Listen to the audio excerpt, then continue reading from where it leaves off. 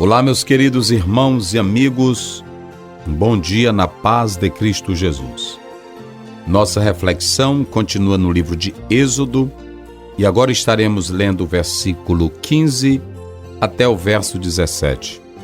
A palavra do Senhor nos fala assim: E Deus disse mais a Moisés: Assim dirás aos filhos de Israel: O Senhor, o Deus de vossos pais, o Deus de Abraão, o Deus de Isaque e o Deus de Jacó, me enviou a vós. Este é o meu nome eternamente, e este é meu memorial de geração em geração.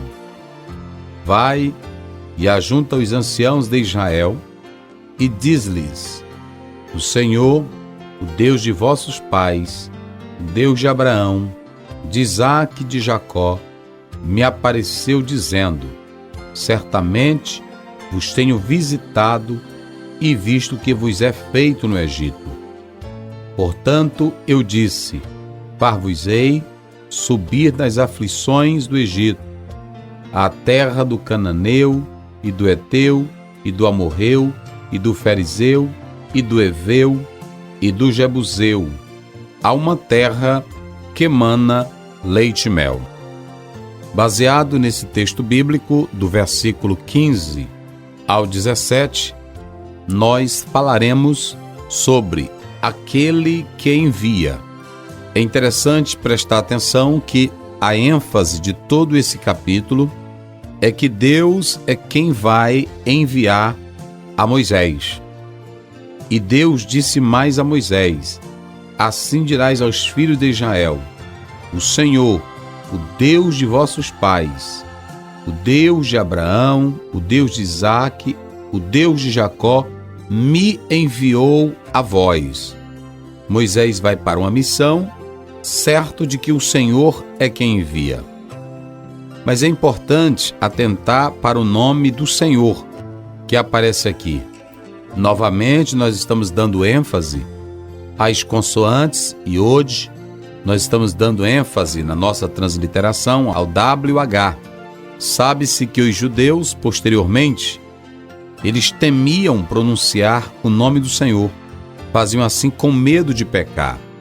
Quando, por exemplo, nós lemos a própria palavra de Deus, em Êxodo, no capítulo 20, versículo 7, está escrito: Não tomarás o nome do Senhor teu Deus em vão, porque o Senhor não terá por inocente o que tomar o seu nome em vão. Nós podemos analisar que nessas consoantes os judeus temiam pronunciar o nome do Senhor. Mas é interessante analisar que através das vogais presentes nessas consoantes, como nós já explicamos anteriormente, vai surgir a expressão Adonai, que aí corresponde a meu Senhor. E junto com essas consoantes, colocando aí as vogais, nós vamos ter no seu sumário o nome Jeová. Então, se nós temos a expressão Yehová, nós temos a conotação de meu Senhor, que é Adonai, e por fim tem o nome aí Jeová, devido à questão da sonorização com as vogais presente no texto pontuado, que é chamado de texto massorético. O cristão no presente século não precisa temer como os judeus em pronunciar o nome de Deus. É bem verdade que o nome de Deus não é limitado. E, ademais, o importante não é você temer pronunciar o nome de Deus, e sim temer a Deus. Posto que já dizia Salomão, Provérbios 1:7, o temor ao Senhor é o princípio da sabedoria. Então, o cristão, servo de Deus, que é sincero, obediente, reverente a Deus e que tem fé, não precisa ter medo em pronunciar o nome de Deus, mas sim deve ter temor e reverência para com Deus, posto que o próprio texto de 1 Samuel 15:22 está escrito: obedecer é melhor do que o sacrificar. Não adianta eu ter temor para com o nome de Deus em pronunciar esse nome, quando na verdade eu pratico muitas outras coisas que são contrárias à sua vontade eterna. é muito importante atentar para essas particularidades. Israel passou a entender muito bem o nome divino, pelo seu constante agir, pela manifestação histórica do poder de Deus. Então você pode analisar que a partir de agora, Israel, pelo seu processo histórico, vai entendendo que Deus não tem apenas uma forma de se apresentar. Ele não tem um nome limitado, porque quando eu digo assim, Deus ou Jesus, apenas pronunciando o nome, na verdade pode ser qualquer nome, mas os judeus foram entender quem era Deus pela sua trajetória histórica, pelo seu grande poder, pela sua manifestação no cenário humano. É isso que se descreve no Salmo 46, versículo 11. O Deus de Jacó está conosco, o Deus dos exércitos. Você vai ver que o nome de Deus não é limitado. Quando alguém pergunta qual é o seu nome, você diz João. Então pronto, você limitou tudo de você nesse nome. Deus é diferente. Nós sabemos que para cada situação, Deus se manifestava de uma forma poderosa. E aí, através dessas consoantes, que se vai perceber no grande eu sou, ou eu sou o que eu serei, é que Deus jamais deixaria de agir dentro da própria vida humana. O cristão leitor da Bíblia, especialmente do Novo Testamento, sabe que muitas outras pessoas tiveram o nome Jesus. O Jesus que nós adoramos, o Jesus que nós servimos, nós sabemos da sua divindade pela palavra. Mas existiam pessoas que tinham esse nome, Jesus.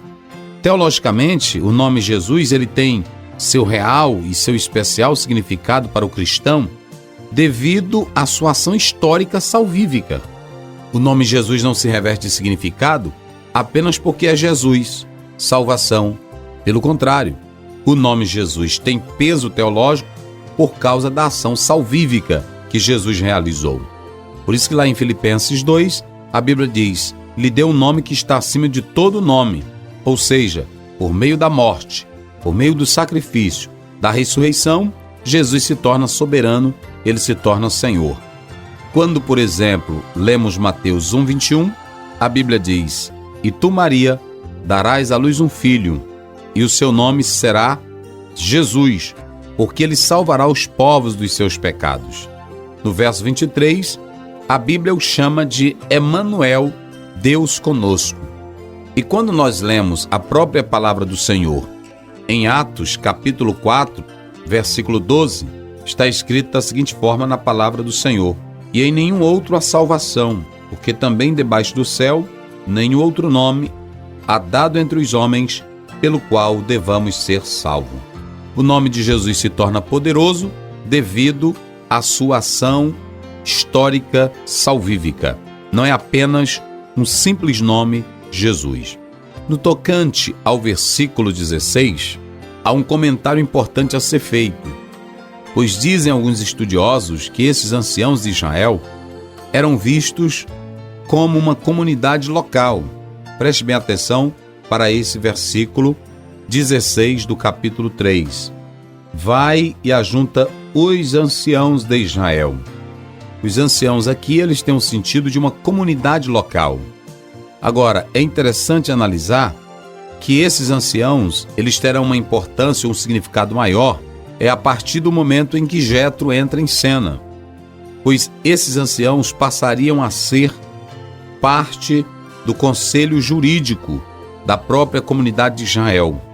Isso você vai perceber no próprio livro de Êxodo 18:21, Números capítulo 11, versículo 16. Com a vinda de Jetro, esses anciãos, que eram apenas uma comunidade local, transformam-se num conselho jurídico que vai ter sua relevância grandiosa para com Moisés. Em relação à palavra pakod, que seria aí um particípio passado, visitado, quer dizer que Deus estava atento a tudo o que se passava com o povo de Deus no Egito. É isso que você pode analisar. Vos tenho visitado e visto o que vos é feito no Egito. Aqui está claro que Deus jamais deixou de atentar para os sofrimentos, para as mazelas, para os massacres, para os descasos que os egípcios estavam fazendo para com o povo de Deus. Frente a todo aquele cenário pesado, Deus estava dizendo: eu estou vendo tudo, eu estou atento a tudo. Deus, Ele cuida dos nossos interesses, Ele cuida dos nossos problemas. Você pode perceber isso em Gênesis 21 primeiro, Lucas 1, 68. Então, queridos, atente para a palavra do Senhor, porque Deus é o Deus que vê e é o Deus que cumpre promessa. Por isso Ele diz: eu vou levar vocês à terra que emana leite e mel. Amém.